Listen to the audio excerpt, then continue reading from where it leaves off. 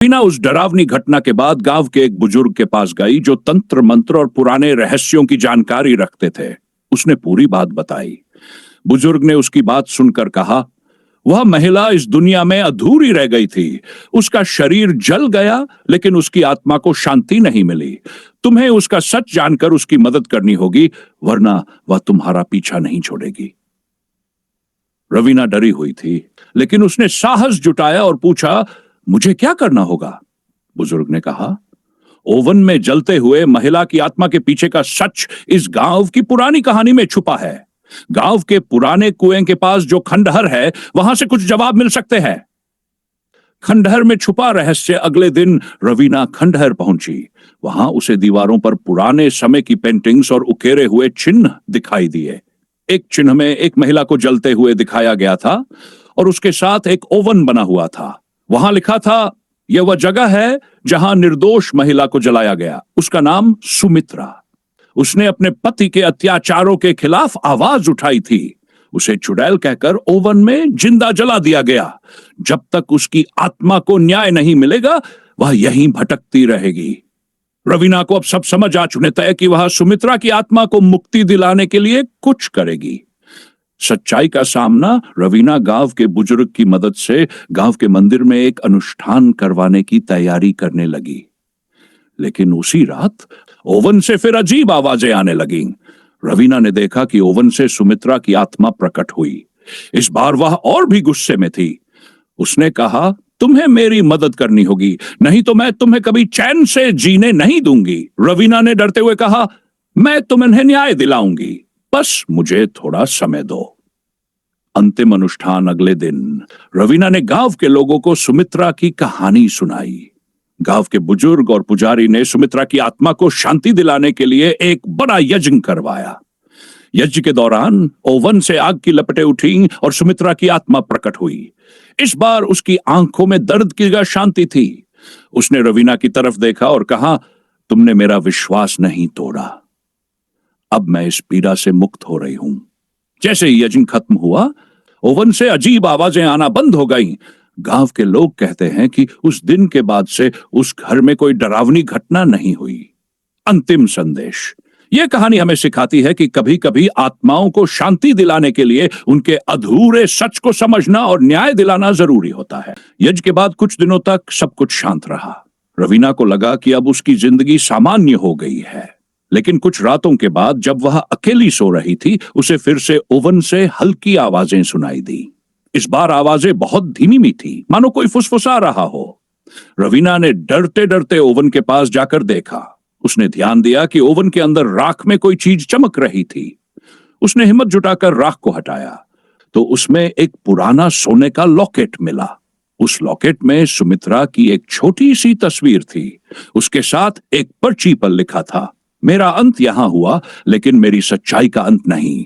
मेरा परिवार भी इस आग में खो गया। उन नई पहेली का आरंभ रवीना को समझ नहीं आया कि यह पर्ची किस तरफ इशारा कर रही है। वह फिर से उस बुजुर्ग के पास गई।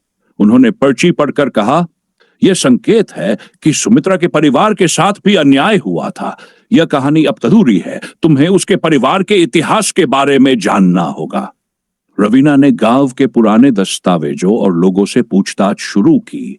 उसे पता चला कि सुमित्रा का एक बेटा भी था, जिसे उसके पति के अत्याचारों के दौरान गायब कर दिया गया था। गांव वालों का कहना था कि बच्चे को कहीं दूर ले जाया गया था और उसके बाद कभी उसकी खबर नहीं मिली।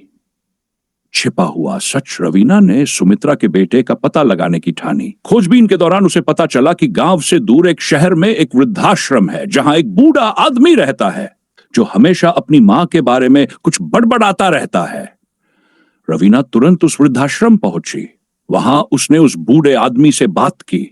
उसकी हालत बहुत खराब थी, लेकिन उसने रवीना से कहा, मैं जानता हूं कि मेरी मां को निर्दोष मारा गया। वह हमेशा मेरे सपनों में आती है। मैं बस उनसे एक बार मिलना चाहता हूं।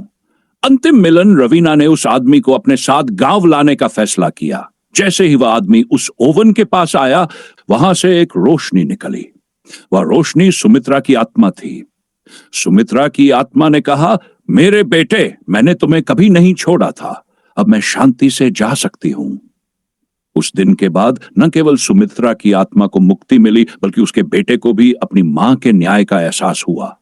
अंतिम संदेश, सच्चाई कभी छुपती नहीं है। चाहे कितना भी समय बीत जाए, हर अन्याय को न्याय की जरूरत होती है। यह कहानी यह भी सिखाती है कि परिवार का प्यार और न्याय समय की हर सीमा को पार कर सकता है। सुमित्रा की आत्मा को मुक्ति मिलने के बाद रवीना को लगा कि अब सब खत्म हो गया है, लेकिन उस रात उसने एक सपना देखा। सपने में सुमित्रा फिर उसके सामने आई, लेकिन इस बार उसका चेहरा शांत और मुस्कुराता हुआ था। उसने कहा, तुमने मेरी आत्मा को शांति दी, लेकिन यह घर अभी भी अशुद्ध, यहां सिर्फ मेरी नहीं, उन अनगिनत महिलाओं की चीखें दबी हुई है जिनके साथ अत्याचार हुआ। तुम्हें उनकी मदद करनी होगी। नया रहस्य खुला। रवीना ने अगले दिन उस घर को ध्यान से देखना शुरू किया। उसने घर के हर कोने को खंगालने का फैसला किया। ओवन के पास की दीवार पर उसने कुछ निशान देखे। जब उसने दीवार पर हल्का खरोंच किया तो उसे एक सीक्रेट कमरे का दरवाजा मिला। कमरे के अंदर घुसते ही एक तेज ठंडक महसूस हुई। वहां बहुत सारी पुरानी चीजें रखी थीं, कुछ जलते हुए कपड़े, टूटे हुए खिलौने और एक बड़ा काला बक्सा। बक्से पर ताला लगा था। बक्से का राज। रवीना ने किसी तरह उस बक्से को खोला। उसके अंदर पुराने दस्तावेज, कुछ तस्वीरें और एक डायरी थी। डायरी पढ़ने पर पता चला कि यह सुमित्रा के पति की लिखी हुई थी। उसमें गांव के और भी कई अपराधों का ब्यौरा था। वह केवल सुमित्रा के साथ ही नहीं, बल्कि कई औरतों को भी निर्दोष मारकर चुड़ैल करार देकर जला चुका था। डायरी में लिखा था, यह आग सिर्फ उनके शरीर को जलाने के लिए नहीं, बल्कि उनकी सच्चाई को भी खत्म करने के लिए है। लेकिन मैं जानता हूं, उनकी चीखें कभी शांत नहीं होंगी। रवीना का संकल्प। रवीना ने यह सच्चाई गांव के लोगों के सामने लाने का निश्चय किया। उसने डायरी और दस्तावेजों को लेकर पंचायत बुलाई। पंचायत में जब उसने सुमित्रा के पति और अन्य महिलाओं पर हुए अत्याचारों की कहानी सुनाई तो पूरा गांव हिल गया।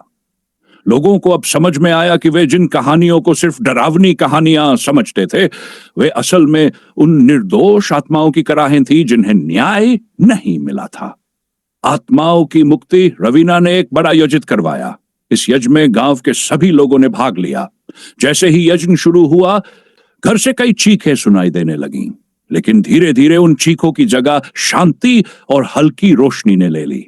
यज्ञ खत्म होते ही रवीना को ऐसा लगा जैसे घर की सारी नकारात्मक ऊर्जा गायब हो गई। वह घर अब पूरी तरह शांत और पवित्र लग रहा था। कहानी का अंत, गांव के लोग अब उस घर को एक मंदिर की तरह मानने लगे, जहां हर साल उन महिलाओं की आत्माओं की शांति के लिए पूजा की जाती है। रवीना ने गांव में रहकर उन महिलाओं की कहानियों को एक किताब में लिखा, ताकि दुनिया जान सके कि सच्चाई और न्याय हमेशा विजयी होते हैं। अंतिम संदेश। यह कहानी हमें सिखाती है कि इंसान का सबसे बड़ा कर्तव्य सच्चाई को उजागर करना और अन्याय के खिलाफ खड़ा होना है। चाहे कितनी ही मुश्किलें क्यों ना आए, न्याय कभी हार नहीं मानता।